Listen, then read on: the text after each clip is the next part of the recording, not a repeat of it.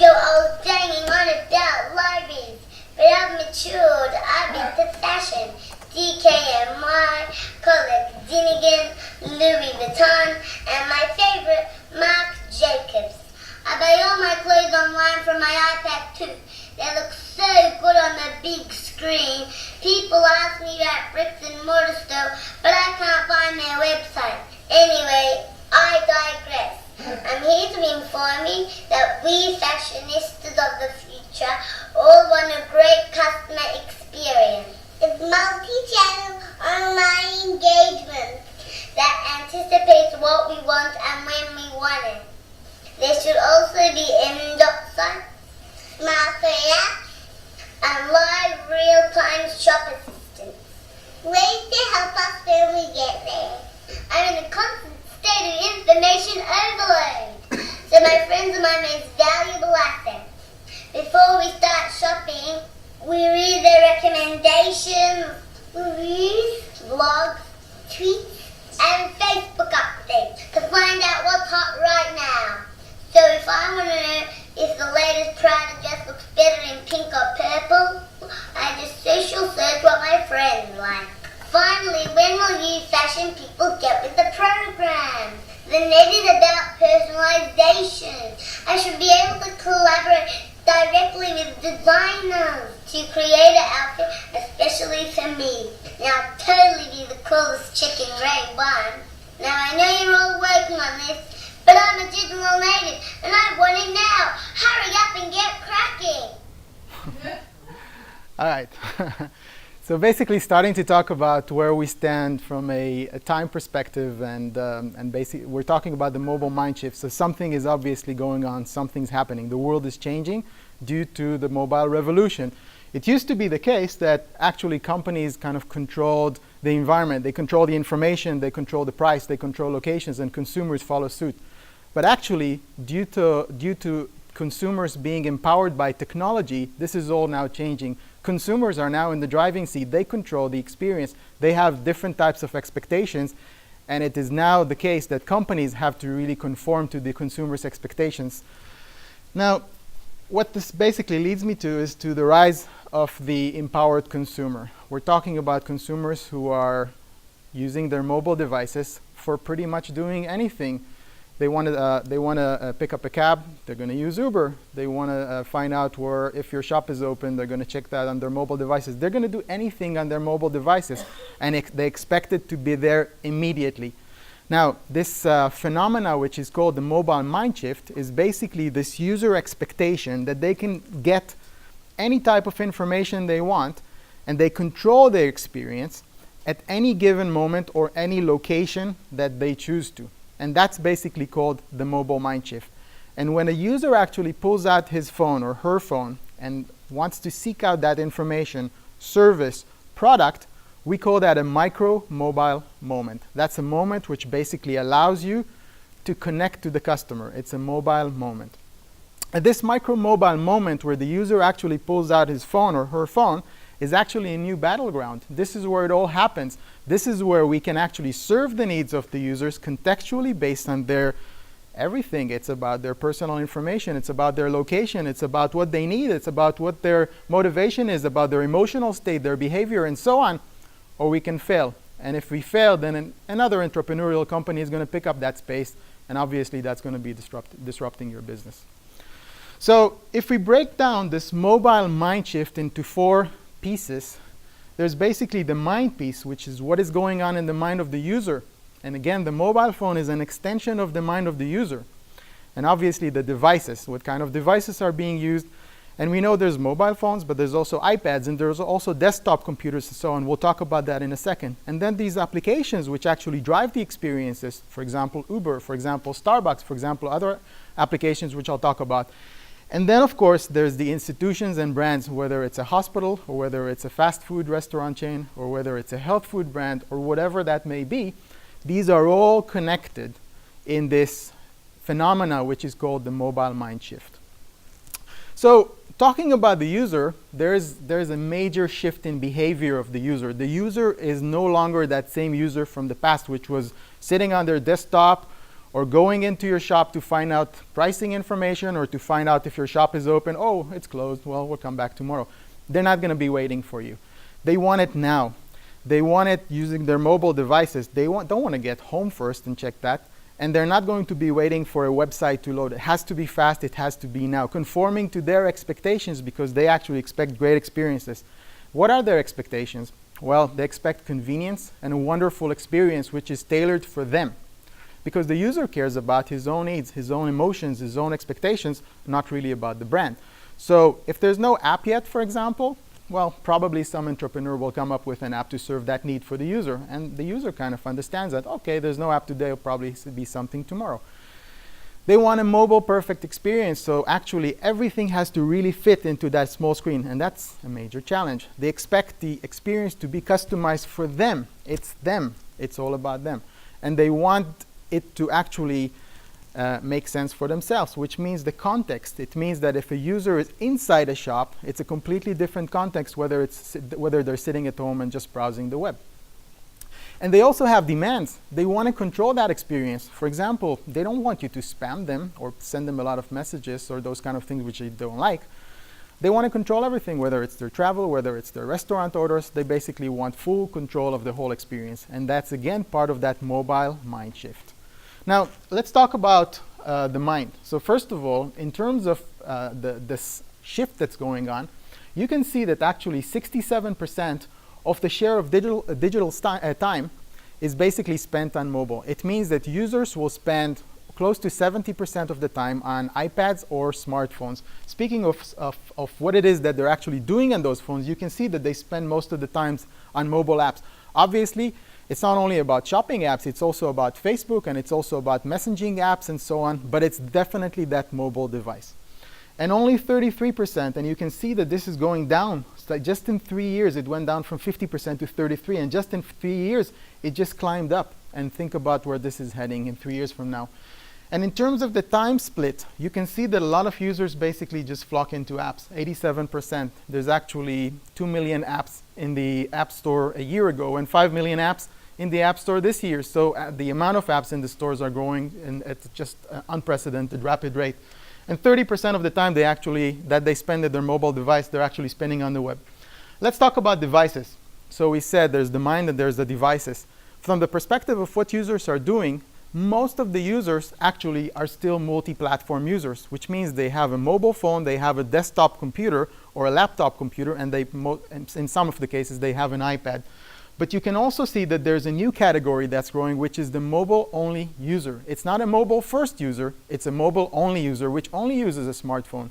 And you can probably guess that there's actually peak hours for different types of devices. For example, when you wake up in the morning, you typically don't whip up your desktop. You actually take out your phone. You're looking at your phone. So the peak time for the phone is in the morning and during the evening. The peak time for a tablet is when you're sitting down, just relaxed, kind of like unwinding from the day and watching television.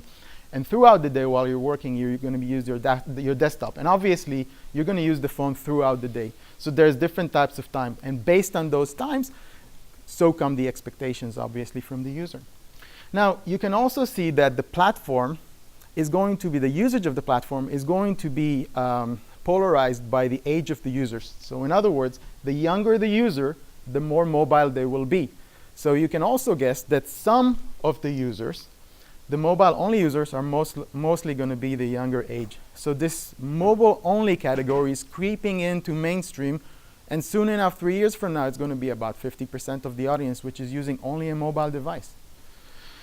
And in fact, if we look at the top 100 digital properties, 50% of the access, both in the US and the UK, is mobile-only users, which means they're accessed by a lot of younger people. So let's talk about apps for a second. There's categories which are driven by apps. One of them is actually retail, where 54% of the time spent on those categories is driven by apps. And that's a 10% year-on-year growth from just a year ago. So again, apps driving also retail. Conclusion, your customers have gone through the mobile mind shift. But the question is, has your organization gone through that mobile mind shift to match? So let's start with what most organizations do. They go for the e-commerce route. So they're thinking, okay, we have retail, we have shops, and we're going to go for the e-commerce route. Well, one thing to remember that a lot of companies don't remember is that only 10% of shopping is done online. It means that 90% of the shopping is done still offline. So which means offline is very important. Now, the thing about offline shopping, the customer journey today is not linear and not as simple as it used to be before. Customers are influenced by a lot of things. They're influenced by social media. They're influenced by the websites. They're influenced by emails that you send them. They're influenced by their online shopping. Maybe they drop the cart. And when they get to the shop, perhaps they could remember to actually walk inside and buy that thing that they forgot to check out because they had to run away. So there's a lot of influence. And actually, based on the research of Oster, 31 up to 37% of offline revenue is influenced by mobile. And based on Deloitte, it's about 37%. So we're talking about 37% influence on 90% of your revenue, which means 33% of your offline revenue is dramatically influenced by mobile. Add to that the online component, which 50% of that is influenced by mobile, and we're getting close to 40% of your revenue influenced dramatically by mobile. That's a major thing to remember. And if we're talking about a phenomena, there is basically the mobile conversion gap. So we know that time spent on mobile is increasing. It's 67, close to 70% of the time is spent on mobile. However, conversion is pretty low. It's only 20% that's being converted on mobile. And the reason for that is the lack of organizational mobile maturity. Brands are not mature enough to actually drive conversions and buy the customer's trust to actually convert on mobile. And therefore, most of the conversions still happen on the desktop while the time spent on desktop is going down. So if we're talking about the potential of conversion on mobile, the potential is enormous. Comparing, for example, mobile web, which has a maturity issue, it has a conversion issue. If, for example, you migrate from converting, just like Amazon, just like eBay have done, like Starbucks have done, the conversion rate can actually go up 300%. Not only can the conversion rate, the actual products viewed per user can go up 460%. The actual add to basket rate can go up 250%. It's all a question of how you drive your customer experience through mobile and how mature your organization is. If we're talking about the final story, mobile web converts half as good as desktop, but apps convert 150% better than desktop. So that's a major potential. Let's talk about maturity for a second. So organizations basically, in most of the cases, are not really mature when it comes down to mobile. Now, we've broken basically down the maturity model into 4 types of stages, where I'd like to focus on 3 of those. The first one is the stage where companies are shrinking their screens. So actually, the whole strategy of online was based on desktop. And at some point in time, they found themselves in a position where most of their users are mobile and they need to shrink those screens and make them smaller. So that's what we call the shrink and squeeze effect. It's not mobile first. It's not thinking about the mobile customer. It's more of a let's take out the fire. You know, most of our users complain they can't see our website and they have better expectations than just not seeing our website. So let's shrink them. And that's obviously where 32% of companies are at this point in time. The next one is this mobile first approach. And I guess most probably, maybe raise a hand. How many of you see yourself as mobile first? How many of you see yourself as shrink and squeeze? There we go. All right, so basically, the next phase is this mobile first phase. And what does that basically mean? It means that we as an organization are going to be basing our strategy, the whole online strategy, but not only online strategy, the whole marketing strategy on this mobile first customer. Remember, there's also the mobile only customer which is creeping in, but this is mobile first. It's a customer which we assume will consume most of her data through their mobile device. And that basically means that we're going to build some experiences around mobile. We're going to maybe send a push message. We're going to maybe launch an app. We are maybe going to be launching the website first on mobile and then make sure that it also converts well on desktop, right? So all of these things, you have email automation platforms. You're going to do that so it actually reads well on mobile. This is called the mobile first approach. And actually, 54% of the companies of the world are actually there. So it basically means that you're not really creating amazing customer experiences. It means that you are taking into account that most of your users are mobile users. And now comes the interesting part, which is basically the next phase in mobile maturity. in this part, basically, we're talking about mobile moments, about micro mobile moments, those moments where your users pull out their phone. Point about those moments is that those moments are driven by emotions. They are driven by behavior. They are driven by context. Where is the customer? Is he inside the shop? Is he about to come to the shop? Is he sitting at home?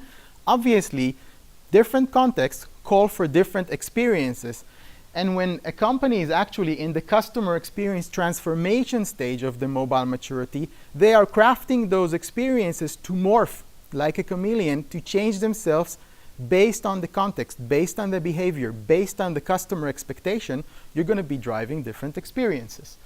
And obviously, there's the last one, which is business disruption. An example for those is those companies who basically build everything around mobile, like Uber, for example, and they actually disrupt businesses, like killing the whole model of cabs. So that's basically the maturity framework, and we're going to be focusing further down the line on this. So how do you actually drive micro-mobile moment experiences? Well, obviously, you need to first understand a few things to drive those experiences. You need to understand your audience. You need to understand their behavior. You need to understand their motivation. And you certainly need to understand their context. To do that, you need data. So it means that you need to pull in data, such as the location of the customer, inside the shop, outside of the shop, at your competitors, in their home. You need to pull in data if you have from CRM systems, so you need to link that data. From e-commerce shops, what if there's a drop cart? And all these kind of things. All that is connected to a big data system. And then you basically break it down into segmenting your audience and identifying those moments. The customer just entered the shop. The customer just left the shop. The customer just purchased something, redeemed an offer, and so on and so forth. And based on those two things, you actually trigger a journey map and a campaign rule, which is basically going to assemble the type of experience, in other words, assets, which are going to be presented to the customer at that mobile moment, and hopefully live up to the customer's expectations. So basically, then you deliver with a feedback loop to all these other systems, and then, of course, you have analytics. So how does that look from a conceptual diagram of a back-end system to support that? Because we all know that IT is difficult. It's all those complex things. How do we connect that CMS system, the CRM system, the e-commerce system, all together to make sense in those customer journeys? Well, what you need is basically a data collection and integration platform which collects to all those data points. You need an analytics platform, which is not just for making nice charts. It's actually for driving those experiences. You need a segmentation and persona management system, which allows you to split down your audience. And then, obviously, you need to have a system which allows you to craft those experiences. And then you need to have an automation system, which basically maps those journeys based on the context, based on the behavior, and drives it to the customer, all running in an endless loop of that nonlinear customer journey.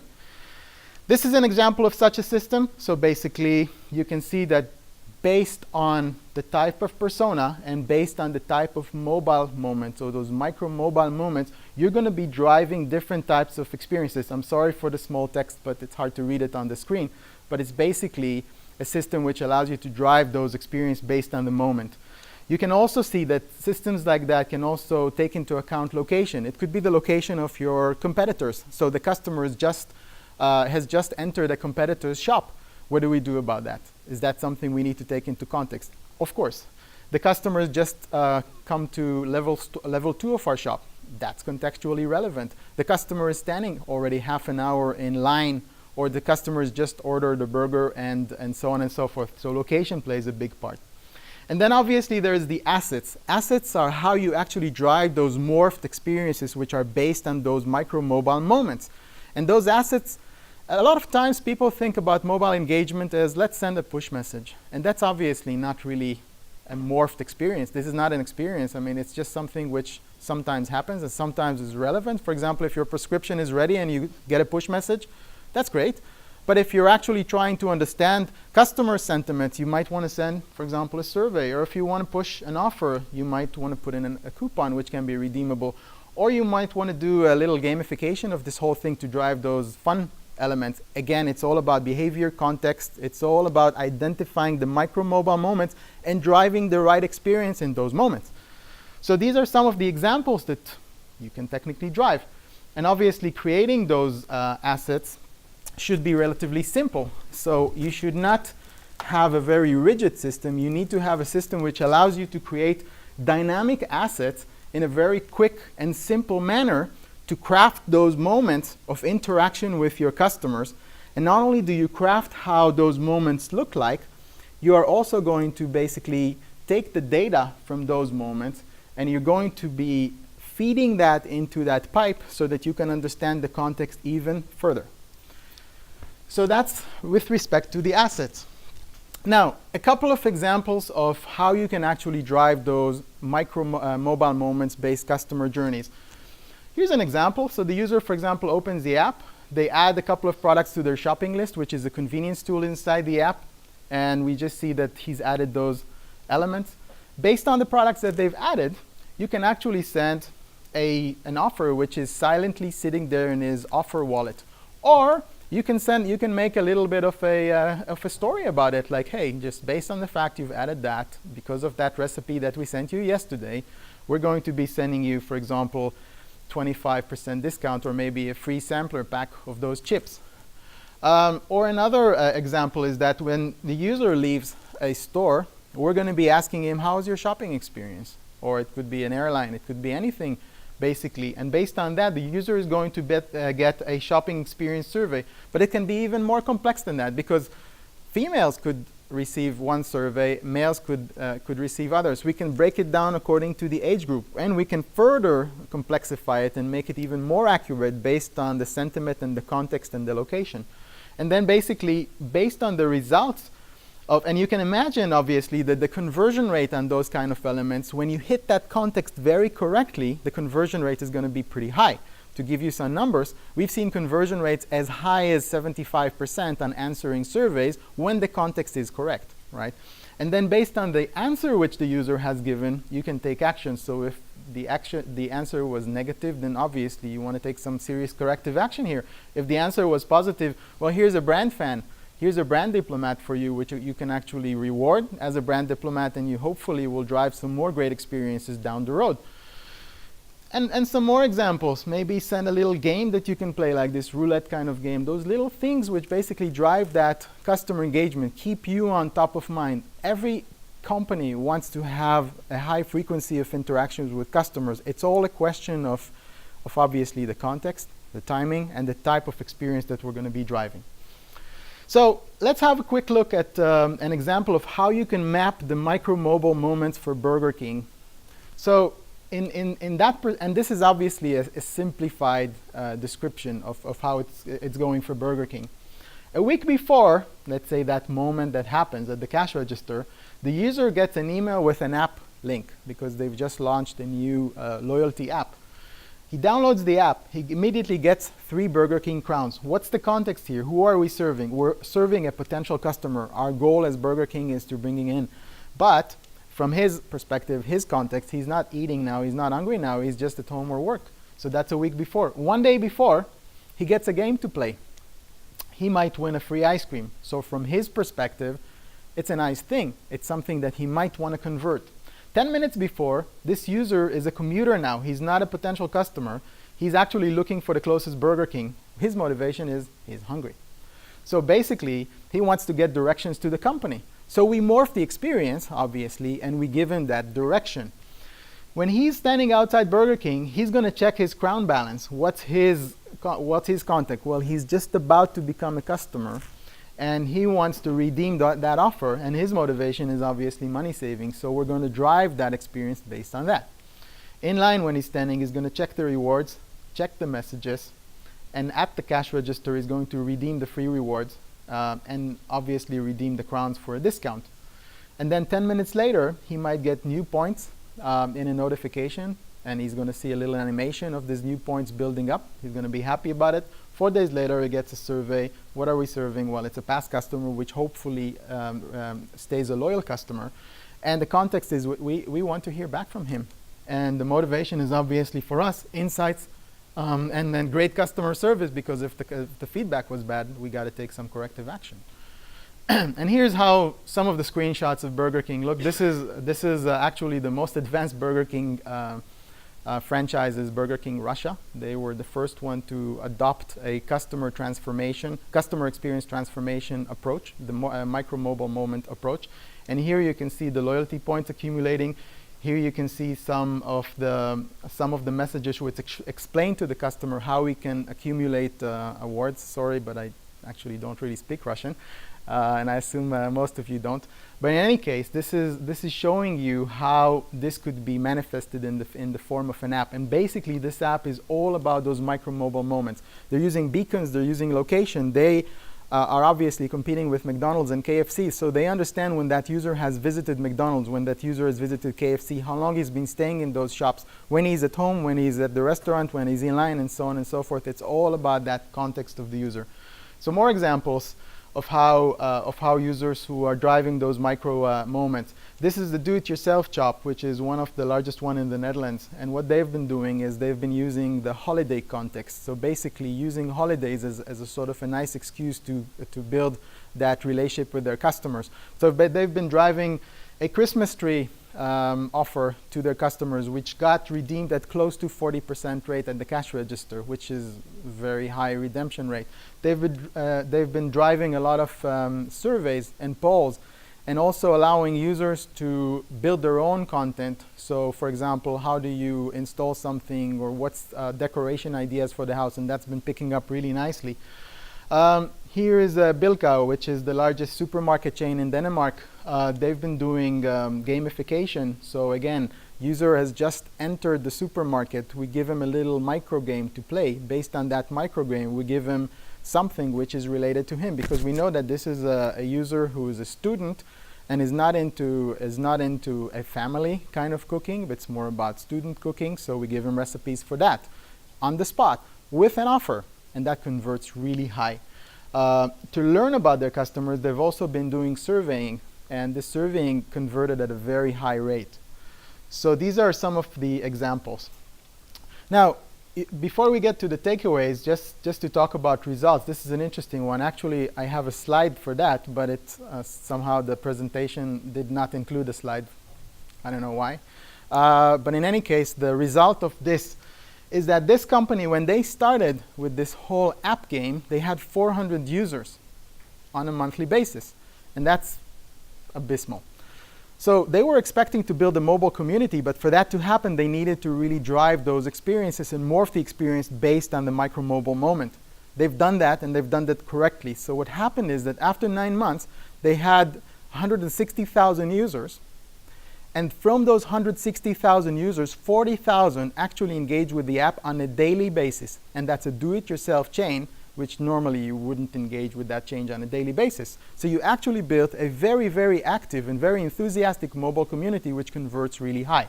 So these are fantastic results. With these guys, for example, this large supermarket chain, they basically wanted to, one of their measurements for conversion was what's the fill rate for surveys. So they had 150 surveys filled per month using a QR code and basically a web survey using SurveyMonkey. Once they've actually transitioned to location and context-based surveys, they've actually increased the redemption rate of surveys, the filling in of surveys, to close to 70%. So we've been driving tens of thousands of surveys for them on a monthly basis. So the difference is gigantic from their perspective. Their KPIs are driven very, very strongly. So what are the key takeaways? So customers are empowered by technology. There is nothing stopping technology nowadays. It's all moving forward. And from their perspective, it's all about mobile, clearly. And mobile only is obviously creeping there. They've changed their expectation. They've changed their behavior. They are now demanding customers. That's clear. And they use their phones pretty much as an extension of their brain. They think about their phone as something which is part of their body. And it means that basically they also expect you, the brand, to serve them in a way which matches their expectations. The problem is that obviously brands typically are not mature when it comes down to serving those micro mobile moments, and that is now becoming the new battleground. Now, in terms of in terms of the battleground, it's all obviously the omni-channel story, because we cannot also disregard the fact that users are not only mobile, they are also using their laptops, and they're also using other channels to communicate and to converse with the brand, such as email, for example, such as data which is inside the CRM system. So it all has to be interlinked, and those journeys, those nonlinear journeys, need to include data from all of those data sources. And it's basically super key nowadays to drive experiences which are very, very contextual, which are connected to that emotional moment of the customer, to their expectation and to their needs. And if we, as a brand, actually really succeed in identifying those micro-mobile moments and serving the user in a way which is beneficial for that user, then that's obviously going to be resulting in more sales. It's going to be resulting in further KPIs which are driven up, like survey redemption, like information, like having customer insights, pretty much all those KPIs which we all want. But if we actually fail, then somebody else is going to be stepping in and identify those mobile moments and just simply take over. And the last thing, of course, to remember is that if we identify those mobile moments, then obviously that's not only going to have effect on online, it's going to have a dramatic effect on offline. That's been my presentation, and I now would like to open a Q&A session. Thank you.